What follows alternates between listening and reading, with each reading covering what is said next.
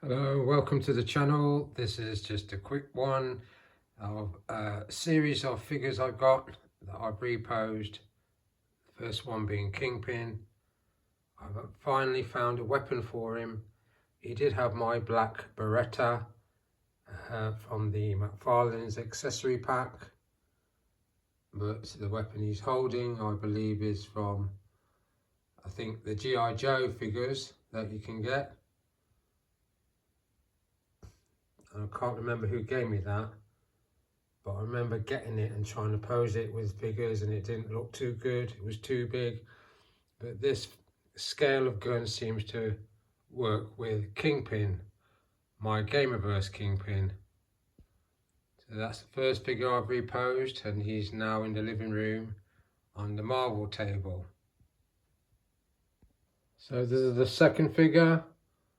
This is my Peter Parker Spider-Man from the Miles Morales universe or Spider-Verse, and I put him on this diorama, which used to be the Rhino diorama, and I'm going to pause it so you can see him with the head sculpt on, but I will keep him with the mask on. And looking forward to Spider-Man in a couple of days, Spider-Man A Brand New Day with Tom Holland. But I'm going to put on his head sculpt so you can see what that looks like. So there he is with the head sculpt on, and I've liked this head, pretty accurate to the movie. And soon the third, or is it the fourth installment of the Miles Morales Spider-Man films, called, I think it's called Spider-Man Beyond the Spider-Verse. But that's Peter Parker there with his head sculpt, and his mask is down there. But I will put that mask on and put him back on the Marvel table in the living room. So this is the next guy, Punisher. And this is the first time I put him on this diorama.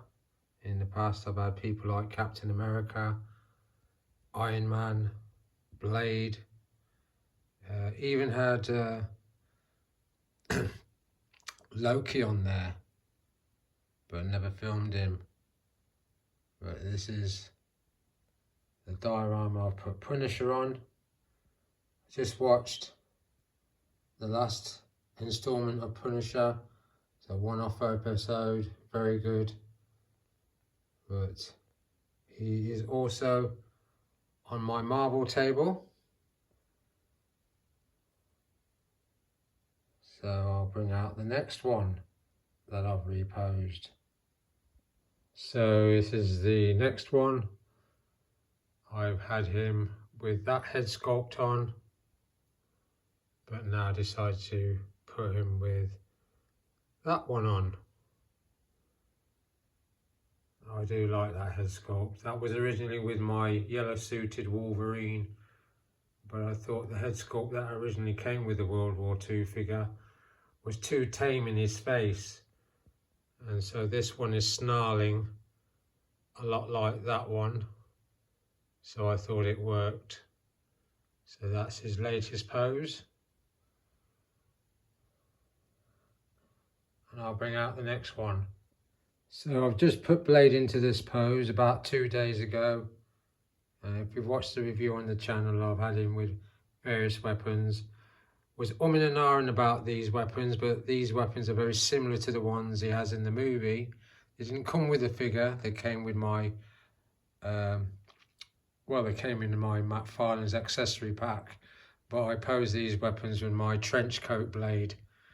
But I've grown to like him with these weapons, and have yet to pose him with his sidearm there and the machete blade attached to the back of this figure. I've also changed out his head sculpt, so this is the kind of serious face you would have seen him with that smirking face on the review. But this is his latest pose, and I'm very pleased with him. So this is my all-time favourite Superman, Christopher Reeve Superman in my collection. And if you've watched the other bit of footage of my Kingdom Come Superman and my Henry Cavill Superman, you'll know that they're my joint second favourites. But this guy, without a doubt, is my favourite. This is a new pose of mine.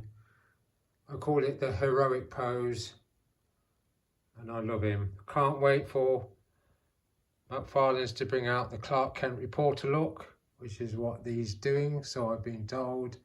So I can pose that figure alongside this one. This is his neutral head sculpt he's got on. In the past you would have seen him on the channel with the more serious head sculpt. And I know they re-released him again with a kind of grinning head sculpt, but I'm not really a big fan of it, and this figure will suffice.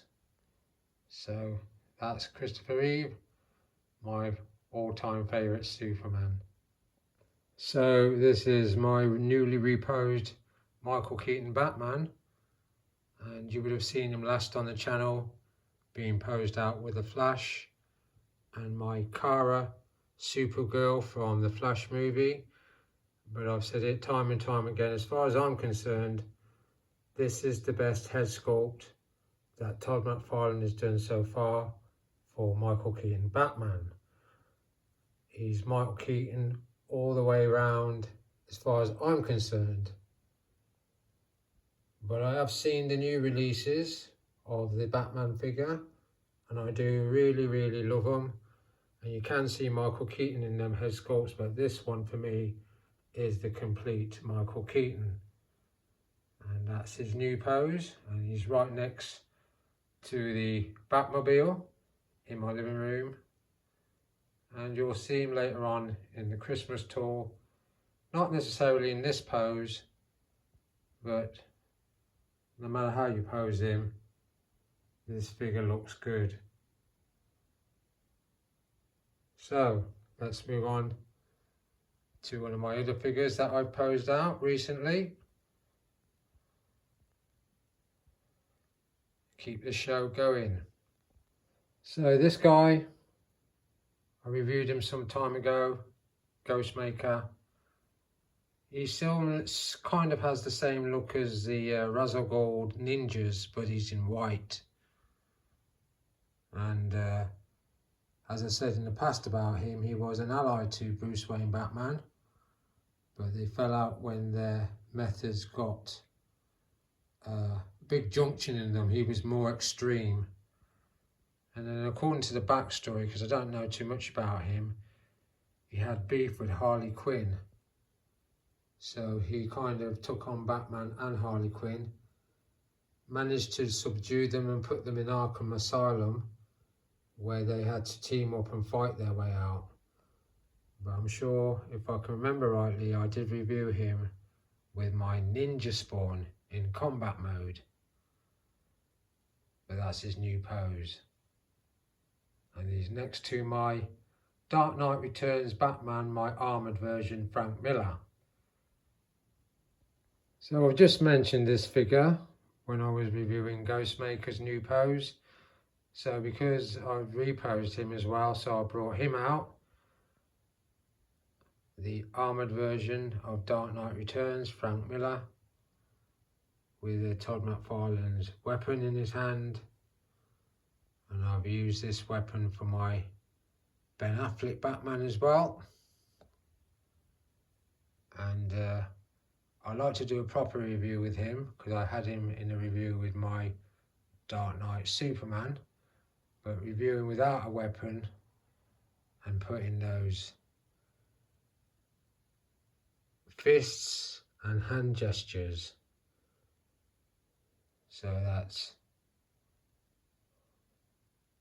Dark Knight Returns Armoured Batman. So I was doing a bit of filming of my Black Series Star Wars figures in the cabinet, And you know what? It ticked me off because I have some really nice poses in that cabinet, but I'm not going to put them on the channel because I just can't get to grips with the reflection and that. I know how I have to do it. I have to basically open the cabinet doors so I'm not getting any kind of glare or reflection. So I'm going to bring a couple out individually and show you what you would have seen had I done the whole thing in one. And this is my reposing of Darth Maul. I really like that pose. And I, for a long time, had him without his robes. But if you can imagine in Phantom Menace, when those doors open and Qui-Gon and Ben Kenobi see him standing there, that's kind of the look I've tried to go for. And I do like it. I love posing my Star Wars figures. I'm a huge fan. And as you would see in a review I've done of the section of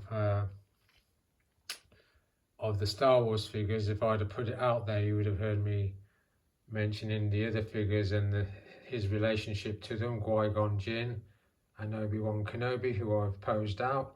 So I'll bring them out next because you're not going to see them in the other bit of footage where I filmed them all in the glass cabinet.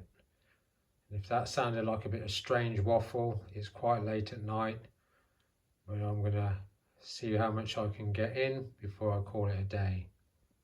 So having just seen Darth Maul posed out, I posed out Master Qui-Gon Jinn and Padawan Obi-Wan Kenobi. We'll come to Qui-Gon first, with his hood down. Quite fiddly to keep that hood down, it's not wired, but I managed to achieve it. And there's your Padawan Obi-Wan Kenobi, a young Ewan McGregor. I quite like the way them two are ready for battle against Darth Maul. That's sort of the vision I had in my head when I created this pose. So let's bring out a couple of more that I've reposed in the cabinet section. So I put these two together because they first appeared in The Empire Strikes Back on the bridge of the Star Destroyer that Darth Vader was in command of. Now, this Boba Fett is my favourite version of him, and you're going to see the other Boba Fett in a couple of minutes, but I do like this version of him, and you've seen him reviewed on the channel, and you've also seen him on the flight stand. And this Boba Fett was originally played by an actor called Jeremy Bulloch, who sadly is no longer with us. It was meant to be a minor role, but he had such an impact with the fans that they gave him a more significant role later on in the Star Wars films. And this guy, Dengar, everyone seems to remember him on the bridge of that Star Destroyer. That looks kind of iconic. I don't know the actor's name, but according to his backstory, he was the one who continued the bounty hunting training of Boba Fett after the death of his father, Jango Fett. So that's why I put them two together. And let's bring out Jango now. So that's Jango in his new pose. And had I put the whole footage on channel of these guys in the glass cabinet, these are the poses you would have seen them in. But as I said, I had reflection and light issues. So I just thought I'll bring them out individually, show you a couple of the figures I've reposed. Not all of them, but hopefully the ones you're looking at, you're liking what I've done. And could take his helmet off, but I'm not going to do that. Just giving you a look at his posability. So let's bring out the next one. So this is the older version of Boba Fett from the series, The Book of Boba Fett. And while I still say that the Empire Strikes Back Boba Fett is my favourite, I must admit I do like this guy. Plus you have the added bonus of being able to take that helmet off. And I know there's another version of this figure that's come out from the book of Boba Fett. And where he's different, if you come down here, where you see those kind of bits of fabric draping off his leg section, he doesn't have that with the new figure, but I prefer this look. So that's his new pose inside my display cabinet. So we've got Mandalorian and Grogu. The film is coming out, or is out, and can't wait to see it.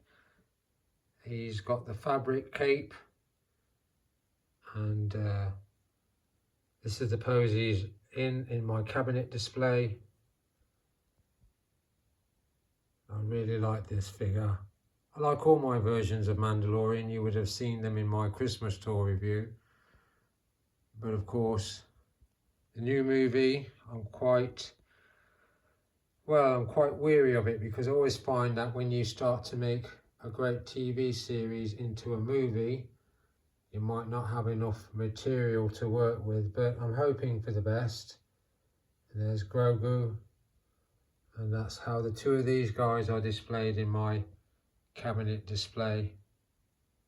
So hopefully I'm going to enjoy that movie, but we'll see what happens.